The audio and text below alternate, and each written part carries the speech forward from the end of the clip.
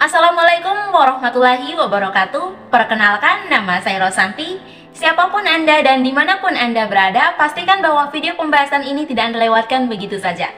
Kenapa? Karena pada kesempatan ini saya akan mengajak teman-teman sekalian untuk menjelajahi tentang kompleksitas tingkah laku manusia dan mengapa penting untuk melihatnya melalui lensa psikologi. Nah, psikologi akan memberikan kita kunci untuk memahami apa sih yang mendorong kita bertindak dan bagaimana pengalaman hidup itu membentuk siapa kita. Maka dari itu, marilah kita bersama-sama menjelajahi keunikan ini dan memahami manusia dengan sudut pandang yang lebih mendalam.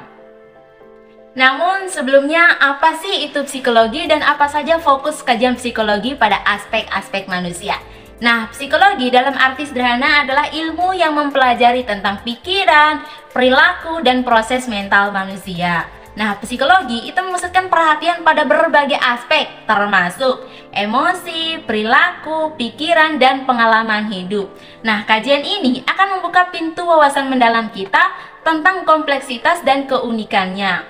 Nah, dengan kita memahami definisi psikologi dan fokus kajiannya, kita dapat membuka pintu untuk merenung tentang kompleksitas manusia melalui pendekatan yang ilmiah dan analitis. Nah, berikut adalah teori-teori utama psikologi. Yang pertama ada Freud, yaitu fokus pada konsep ketidaksadaran, konflik intersonal, dan perkembangan kepribadian. Nah, teori ini itu akan memberikan wawasan tentang motivasi dan konflik bawah sadar.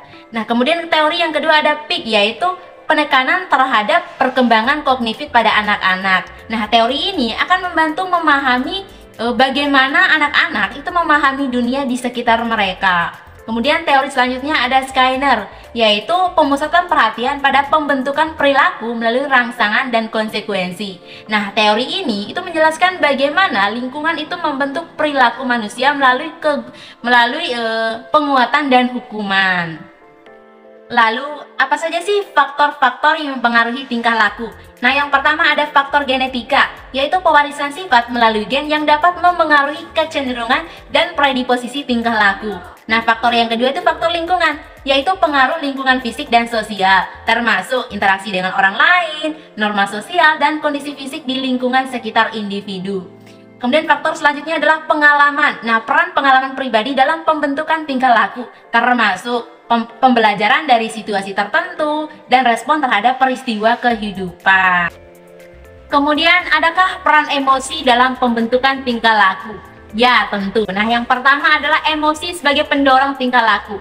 Nah, emosi itu berfungsi sebagai pendorong yang mendorong individu untuk bertindak. Misalnya, rasa takut dapat memicu respon melarikan diri. Nah, sementara kebahagiaan itu dapat mendorong interaksi sosial yang positif. Nah, emosi itu memberikan motivasi yang kuat dalam pembentukan tingkah laku sehari-hari. Kemudian yang kedua, hubungan antar emosi dengan respon terhadap lingkungan. Nah, emosi itu mempengaruhi cara kita merespon lingkungan sekitar. Nah, sebagai contoh, rasa marah itu dapat memicu tanggapan yang agresif.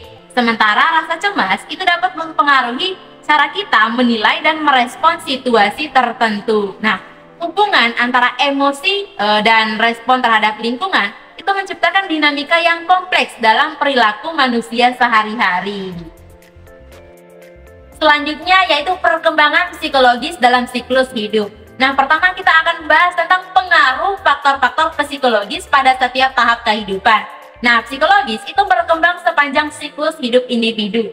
Ini itu dipengaruhi oleh faktor-faktor seperti perkembangan kognitif, sosial, dan emosional. Nah, sebagai contoh, pada masa kanak-kanak itu fokus berada pada pembelajaran dan pengembangan identitas. Sementara pada tahap dewasa mungkin terjadi refleksi diri dan pencapaian tujuan hidup.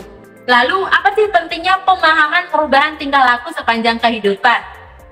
Nah, memahami perubahan tingkah laku sepanjang kehidupan penting untuk memberikan dukungan yang sesuai. Hal ini dapat membantu dalam merespon perubahan kebutuhan individu, baik itu dalam konteks pendidikan, pekerjaan, atau hubungan interpersonal.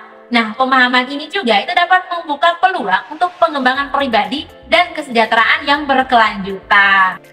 Nah, itu dia pembahasan singkat kita tentang manusia dalam perspektif psikologi dan faktor-faktor yang mempengaruhi tingkah laku. Apabila teman-teman memiliki pertanyaan atau saran, bisa melalui kolom komentar. Saya Rosanti, sekian dan terima kasih. Wassalamualaikum warahmatullahi wabarakatuh.